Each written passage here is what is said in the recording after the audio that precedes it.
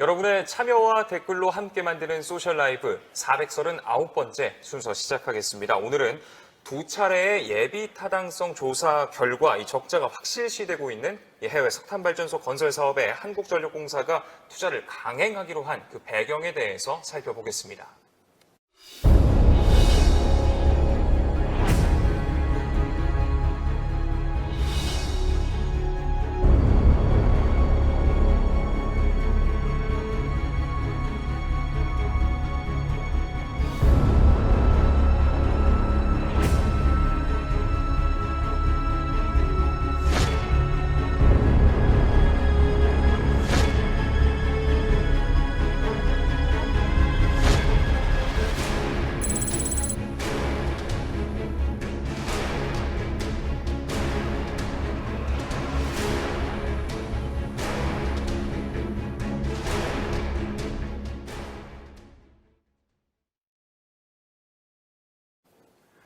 네, 우리나라의 해외 석탄 투자를 집중적으로 다뤄온 기후솔루션의 윤세종 변호사와 한 걸음 더 들어가 보겠습니다. 안녕하십니까? 안녕하십니까? 네, 자, 일단 오늘은 이 환경 문제를 차치하고 사업 문제, 그러니까 이제 돈 문제 그 자체만으로만 다뤄도 이 시간이 좀 모자랄 것 같습니다. 자, 일단 이 인도네시아 자화발전소 사업이라는 것이 어떤 사업이고 또 그 사업의 규모가 얼마나 되는지, 여기에 우리나라의 돈, 한국 돈은 얼마나 들어갔는지부터 좀 설명을 해주시죠. 네, 자화 90호기 사업은 대형 석탄 화력 발전소 건설 사업입니다. 용량 규모가 2,000메가와트 정도 되는데요. 이 정도면 웬만한 원자력 발전소에 맞먹는 규모이고, 네네. 통상 건설되는 석탄 발전 설비 중에서는 가장 큰 규모라고 보시면 됩니다. 이 총 사업비는 35억 달러인데요. 우리나라 돈으로 약 4조 2천억 원 정도이고, 이 중에서 한전이 3,600억 원, 수출입은행과 무역보험공사가 1조 7천억 원을 투자하게 됩니다. 그래서 총 사업비의 거의 절반 가까운 2조가 우리나라 돈으로 건설될 예정입니다. 네, 그런데 이제 앞서 언급을 해드렸습니다만 두 번이나 이제 한전이 예타 조사를 신청을 했죠. 첫 예타에서도 적자, 그리고 두 번째 다시 신청했었던 예타에서도 또 적자가 나왔습니다. 얼마나 적자라고 나왔었나요? 네, 첫 번째 예비 타당성 조사가 작년 10월에 진행이 됐었는데요. 그때 KDI 한국개발연구원에서는 100억 원 수준의 적자가 예상된다라고 평가를 하고 타당성이 없다는 결론을 내렸습니다. 그런데 한전이 여기에 대해서 받아들일 수 없다는 입장을 취하고 재조사를 의뢰를 했고요. 두 번째 예타에서는 85억 원 정도의 적자를 평가를 받았습니다. 사실상 수익성에 있어서는 크게 개선된 게 없었던 것이죠. 네. 자, 이렇게 두 번째 예타 조사 결과 여전히 적자는 적자였습니다. 그런데 이 종합평점이라는 게 0.549가 나왔습니다. 그러니까 기준치가 이제 0.5니까 아주 살짝 0.049, 정말 아주 살짝 간신히 턱걸이로 넘겼는데 이게 어떻게 해서 넘길 수 있었던 건가요? 네, 예비 타당성 조사에는 여러 가지 평가 항목이 있는데요. 수익성을 포함한 재무성뿐만 아니라 공공성이라는 항목도 있습니다. 그래서 예를 들면 우리나라 기업의 해외 진출 효과가 있는지, 정부 정책에 부합하는지 등등 다른 이 평가 항목이 있기 때문에 그런 항목들에서 점수를 이렇게 쌓아가다 보면 이 0.5점을 넘길수록 수익성이 마이너스가 있음에도 불구하고 0.5점 넘기는 경우가 생길 수가 있습니다. 그렇지만 이 0.5점을 넘겼다는 것이 이 사업이 좋은 사업이라는 의미라고는 볼 수 없고 오히려 간신히 낙제를 면한 점수다라고 평가하는 것이 더 객관적일 것 같습니다.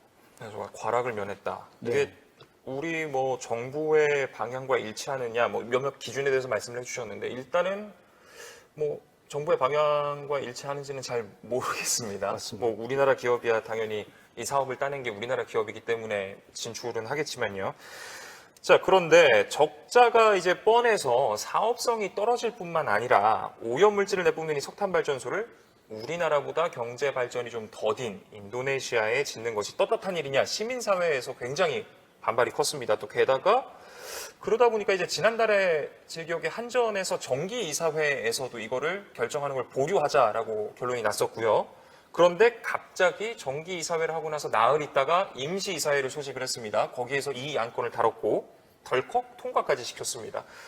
그런데 이 임시 이사회가 열리기 바로 전날이죠. 그때 국회에서 정부 관계자뿐만 아니라 여당 의원들, 현역 의원들 역시 많은 우려의 메시지를 냈었거든요. 네. 그럼에도 불구하고 이렇게 강행을 한 배경 뭐라고 보시나요? 네, 말씀하신 것처럼 사실 이 투자에 대해서는 국내뿐만 아니라 세계 곳곳의 환경단체들이 대기오염과 온실가스 배출 문제를 들어서 이 사업 투자를 상당히 강하게 반대를 해왔고요. 말씀하신 것처럼 이사회 전날에는 반기문 국가기후환경회의 위원장께서도 해외 석탄 투자는 시대착오적인 발상이다라고 평가하고 해외 석탄 투자가 우리나라가 기후 악당으로 비난을 받는 중요한 이유 중에 하나라고 지적을 하기도 했습니다. 이런 식으로 광범위하게 문제 제기가 이루어졌음에도 불구하고 한전이 투자를 강행했다는 사실은 사실 어떻게 생각해도 좀 납득하기 어려운 부분이 있습니다. 네. 자, 그리고 또 이제 인도네시아 안에서조차, 그 나라 안에서조차 찬반 목소리가 강하게 엇갈리고 있다고요. 네, 일단 석탄 발전소에서는 워낙 대기오염이 심하게 발생하고 또 현지의 대기오염 그 환경 기준이 워낙 느슨해서 이 주민들의 피해가 극심한데요. 그렇기 때문에 현지 주민들을 비롯한 인도네시아의 시민사회에서는 아주 강하게 반대를 해왔습니다.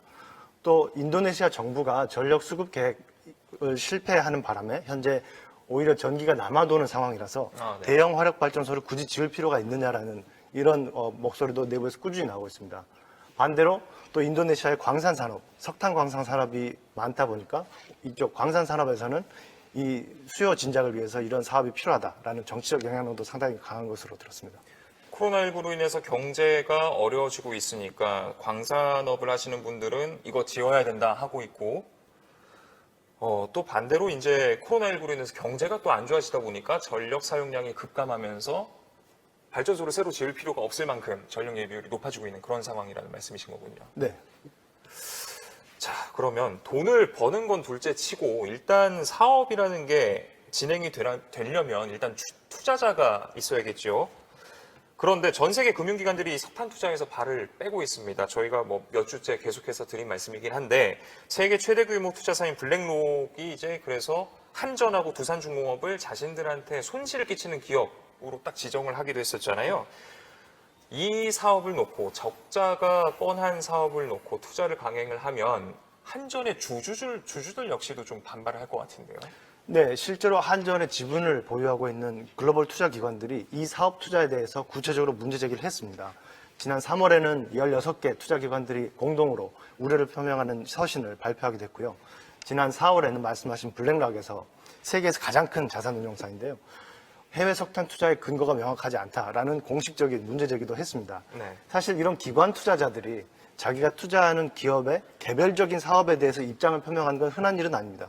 그만큼 이 한전의 해외 석탄 사업 투자에 대해서 굉장히 많은 의문이 있고 수익성에 대한 확신, 경제 타당성에 대한 확신이 없다라는 뜻으로 해석이 됩니다.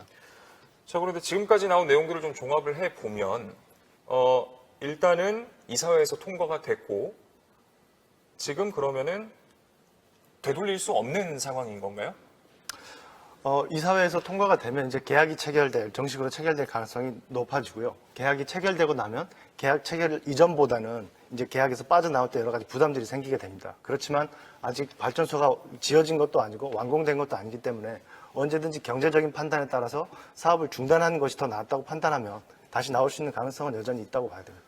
네, 계약서에 사인을 하기 전에 조금이라도 좀 시간이 있는 상태에서 좋은 결정이 다시 한번 번복이더라도 나왔으면 좋겠는데 지금 일단은 투자를 했을 때 적자를 볼 것이다라는 KDI의 예타 조사 결과가 있었고 또 현재 인도네시아 내부에서도 전력 수요 자체가 많아지지 않아서 그러니까 전력이 남아 돌아서 설사 이걸 짓는다 하더라도 운영에서 돈을 벌기는 상당히 어려워집니다. 그러면은 KDI가 예측했었던 것보다 더 큰 피해가 발생할 수도 있을 것 같은데 그 부분은 좀 어떻게 보시는지요? 네, 실제로 KDI가 이 부분을 지적하기도 했었습니다. 그러니까 한전이 이 사업의 수익성을 근거로 내세운 것은 우리가 이만큼 전력을 판매를 할 수 있고 그게 전부 다 판매가 될 것이고 그게 보장되어 있기 때문에 많은 수익이 예상된다는 것이었는데요. KDI는 여러 가지 인근에 있는 유사 발전소라든지 현지의 전력 사정을 고려할 때 한전의 가정들이 지나치게 낙관적이다. 그래서 실제로는 수익이 더 적을 것이다. 그리고 예타에서는 마이너스 85억이라고 했지만 더 낮아질 가능성이 높다라는 지적도 구체적으로 했습니다. 자, 그런데 적자라고 할지라도 누군가 어딘가에선 돈을 버는 사람이 있을 것 같습니다. 그래서 강행을 하는 것 아니냐 이런 의심이 드는데 두산중공업과 한국전력 또 수출입은행 같은 공적 금융기관 중에서 누가 돈을 벌게 될까라고 생각을 했을 때 투자는 손실이 발생한다 하더라도 일단 공사를 맡은 회사, 그러니까 이제 두산중공업이 되겠죠. 거기는 공사 비용은 받는 건 이제 확실한 거니까 두산중공업의 이 공사 수주액이 1조 6천억 원 정도 규모가 된다고요? 네, 그렇습니다. 이게 참 얼마 전에 공적금융기관이 두산중공업에 수조 원의 돈을 지원을 해주기로 결정을 했습니다. 거기에 이어서 이걸 또 강행을 하면서 두산중공업은 1조 6천억 원이라는 수익을 얻게 되기도 한 상황이군요. 자, 한전이 그런데 항상 해오던 말이 있습니다. 다른 건 몰라도 해외 이제 석탄 발전에 투자를 할 때 수익성이 가장 중요하다고 했습니다. 그러니까 좀 뭐랄까요, 러프하게 얘기를 하자면은 환경은 파괴되더라도 일단 돈은 벌 수 있다라는 그런 의미였던 건데 그렇게 스스로 자기 합리화를 했던 건데 실제로 어떻습니까? 돈을 잘 벌고 있습니까? 호주 같은 경우에는 좀 완전 대실패다 이런 이야기도 나왔거든요. 네, 한전의 해외 석탄 사업에는 석탄 발전 사업도 있고요. 석탄 광산 사업도 있습니다. 한전이 호주의 바일롱이라는 석탄 광산을 8천억 원을 주고 인수를 했는데요. 그 광산을 개발하기 위한 허가를 신청했다가 작년 가을에 호주 정부에서 개발 허가를 거부했습니다. 결국은 환경 파괴와 온실가스 배출이 문제가 됐었는데요. 그래서 결국 광산을 샀는데 채굴을 할 수가 없어서 이 투자금이 모두 손실될 위험에 처해 있고 실제로 작년에 한전이 회계장부에 계상한 손실만 해도 5,135억입니다. 한전 당기 순손실이 2조 2천억 정도였던 걸 생각하면 4분의 1에 가까운 금액이 사실상 해외 석탄 사업에서 손실로 발생하고 있었던 것이죠. 네. 자, 현재 시각 8시 59분을 막 지나고 있는데요. 여러분의 댓글 좀 살펴보고 가도록 하겠습니다. 페이스북에서 아이디 이병길님께서 발전소 건설은 MB 스타일 같은데 이번 인도네시아 건은 문재인 정부에서 진행한 건가요? 이런 질문 주셨습니다. 시기가 어떻게 되나요, 이게? 네, 자와 90호기 사업은 사실 한전이 작년부터 추진을 시작했던 사업이고요. 그래서 작년부터 진행이 돼서 예비 타당성 조사를 거치고 이사를 통과했기 때문에 2019년, 20년 짧은 기간 안에 진행된 사업이라고 보실 수 있겠습니다. 네, 또 이제 유튜브에서 아이디 김선웅님 왜 강행을 하나요? 유튜브 편의점 야간 알바님 대기오염과 미세먼지로 화력발전소 감소 추세 아니냐? 또 유튜브에서 아이디 피카츄 파이리님 KDI도 수익성이 없다고 판단한 걸 투자한다라. 또 고잉 노마드님 그린 뉴딜의 역행이잖아 이런 의견과 질문들 주셨습니다. 계속해서 왜 강행하는지에 대해서 좀 살펴보겠습니다. 자, 투자자들 우리나라 공적금융기관을 제외하고 이야기해야 될 것 같습니다. 왜 투자자들이 이렇게 석탄을 떠나게 되는 걸까요? 결국은 기후변화 문제가 굉장히 큽니다. 이 석탄은 화석연료 중에서 가장 많은 온실가스를 배출하는 에너지원이고요. 같은 에너지를 비교해보면 가스보다 1.7배에 가까운 같은 열량에서 1.7배 가까운 온실가스를 배출하게 돼 있습니다. 그래서 이 전 세계가 기후위기 대응을 위해서 온실가스를 급속하게 줄여야 되는 상황에 있고 그중에서 가장 빨리 그리고 가장 급선무로 줄여야 되는 것이 석탄 소비 그리고 석탄 소비의 대부분이 석탄 발전 이렇기 때문에 석탄 발전이 앞으로 이런 배경 속에서 경제성과 경쟁력을 갖기가 어렵고 이 기후위기를 가속화시키는 문제가 있기 때문에 이 투자를 중단하고 있습니다. 네, 또 유튜브에서 아이디 촉호몽님 현재도 우리나라 국내 석탄 의존도가 대략 50%나 돼서 이를 줄이려고 하는데 해외 석탄 투자라니 이런 의견 주셨고요. 또 이제 한반도 평화백장님께서 환경오염 그 때문에 드는 비용은 어쩔 것이냐. 또 아이디 나단 G 리님께서 인도네시아나 베트남에서 석탄 발전소가 지어지면 발전소 주변 지역 주민들이 강제로 이주할 것이고 어업이나 다른 기존 생계가 큰 타격을 입을 텐데 이런 걱정도 해주셨습니다. 자, 아이디 YYO님께서 유튜브에서 이런 건 어디서 감사 같은 거 전혀 안 하는 건가요? 아니면 했는데 한통속이었던 건가요? 이런 질문 주셨습니다. 네.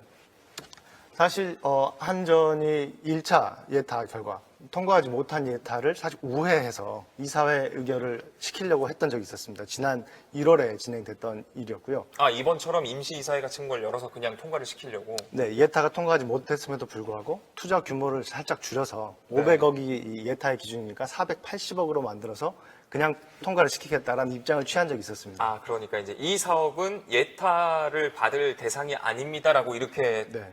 사이즈를 줄여서 그냥 강행을 하려고 했다. 네.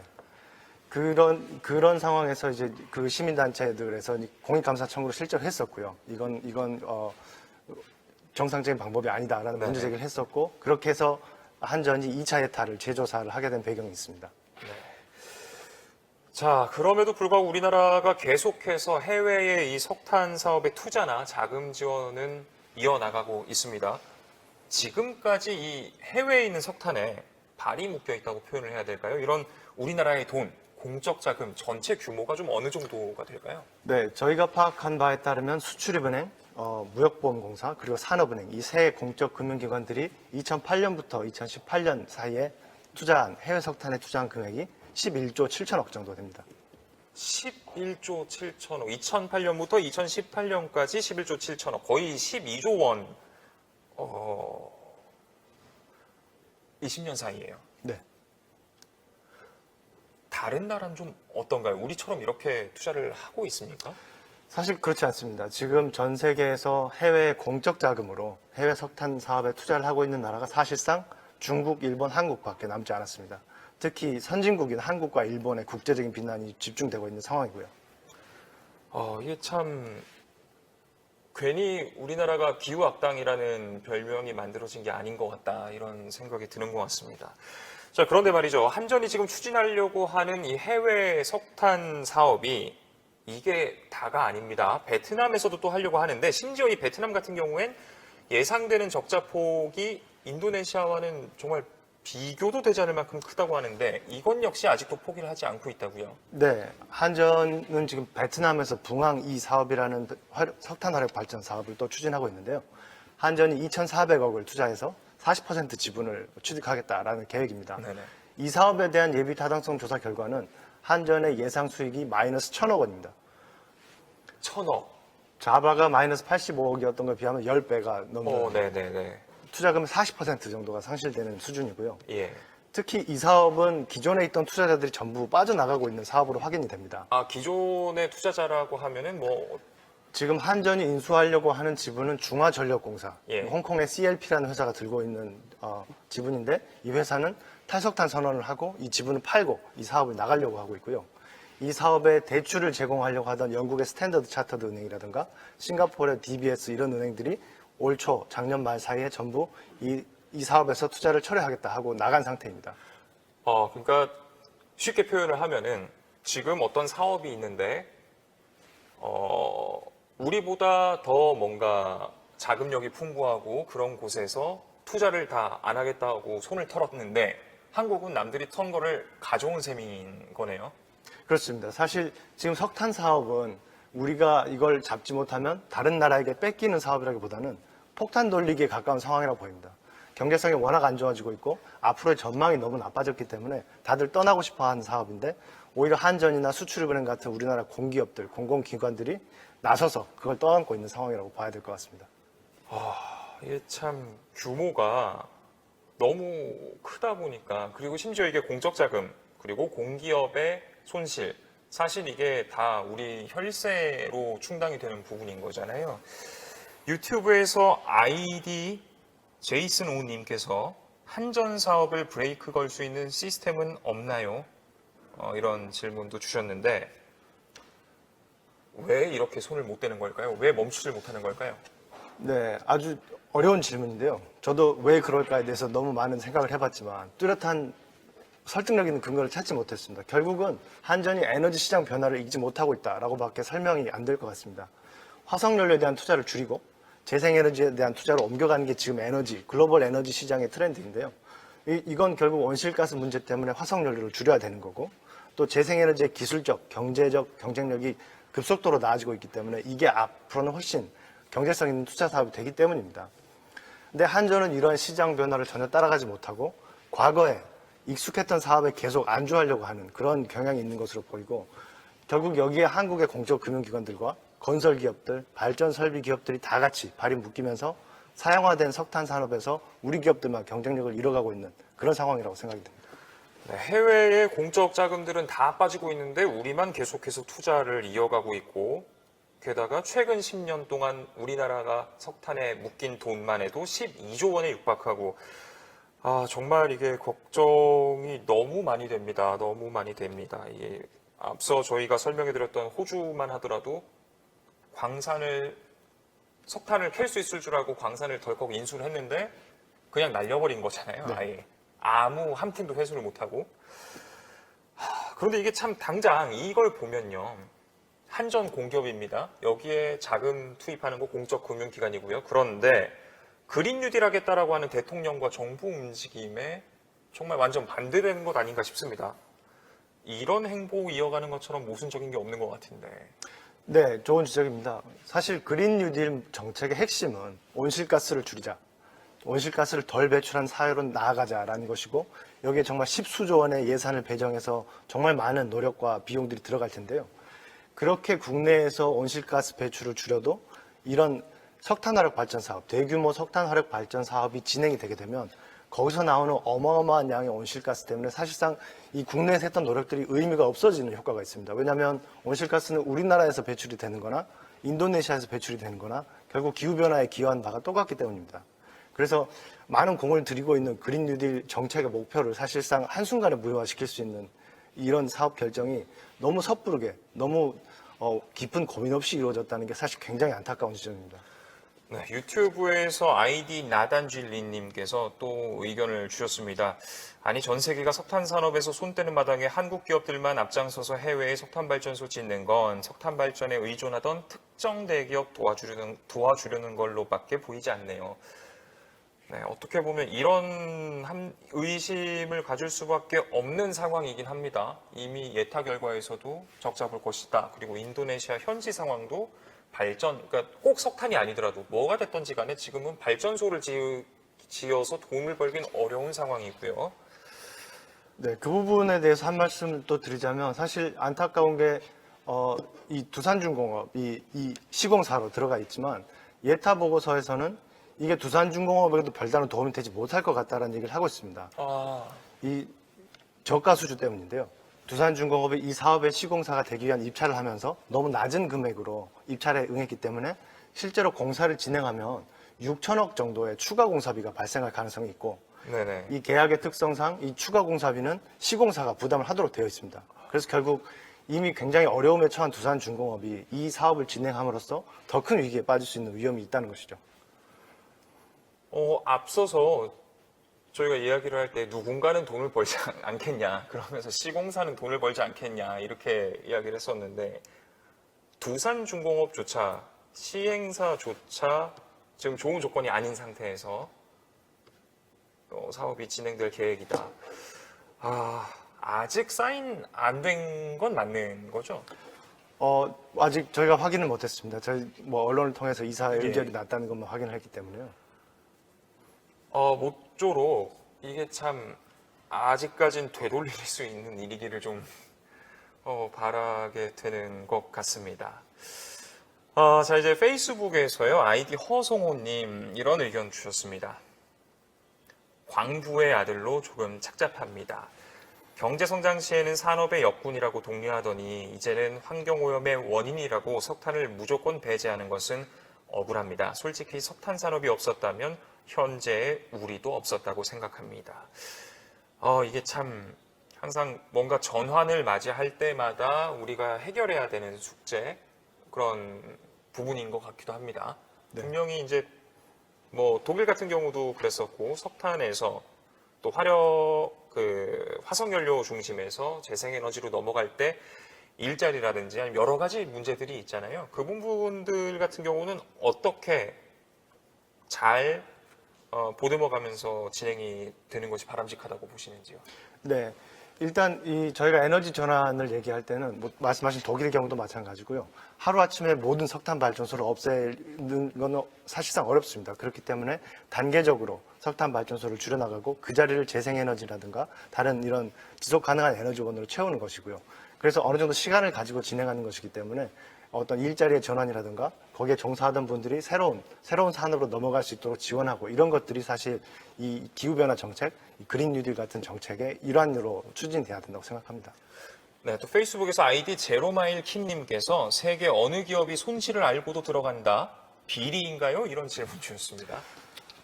네, 비리라고까지는 말씀 못 드리겠지만 현재 저희가 이해하고 파악할 수 있는 바로는 사실 좀 능력 부족이라고밖에 볼 수 없을 것 같고요. 이런 것들이 이제 그 글로벌 투자자들의 경고로 또 이어지고 그러면 이 글로벌 시장에서 도태되는 그런 결과가 일어날 수 있다고 생각합니다. 현재 시각 9시 12분을 막 지나고 있습니다. 이제 소셜 라이브도 마무리해야 할 시간이 다가오고 있는데요. 오늘 많은 분들께서 정말 실시간으로 좋은 의견들과 질문들 주셨습니다. 혹시 변호사님께서 두 분을 선정을 해주신다면 저희가 소정의 상품을 보내드리도록 하겠습니다. 네. 인도네시아 석탄발전소 인근 주민들에 대한 걱정을 해주신 나단 지일리님의 코멘트가 기억에 아주 많이 남고요. 네네. 네. 그리고 네. 한전 사업을 브레이크 걸 시스템에 대한 좋은 지적을 해주신 제이슨 호님을 선정해 보겠습니다. 네. 유튜브 아이디 나단쥐리님 그리고 아이디 제이슨 오님 저희가 준비한 소정의 상품 보내드리도록 하겠습니다. 자, 여러분의 참여와 댓글로 함께 만드는 소셜 라이브. 지금까지 이 해외 석탄 발전소 건설 사업, 특히 인도네시아 이 자와 90호기 사업에 관한 이야기 나눠봤습니다. 모쪼록 되돌릴 수 있는 시간이 아직 남아 있기를, 그리고 되돌릴 수 있는 용기가 남아 있기를 바라면서 오늘 순서 마무리해 보도록 하겠습니다. 지금까지 기후솔루션의 윤세종 변호사와 함께했습니다. 시청해주신 여러분 고맙습니다.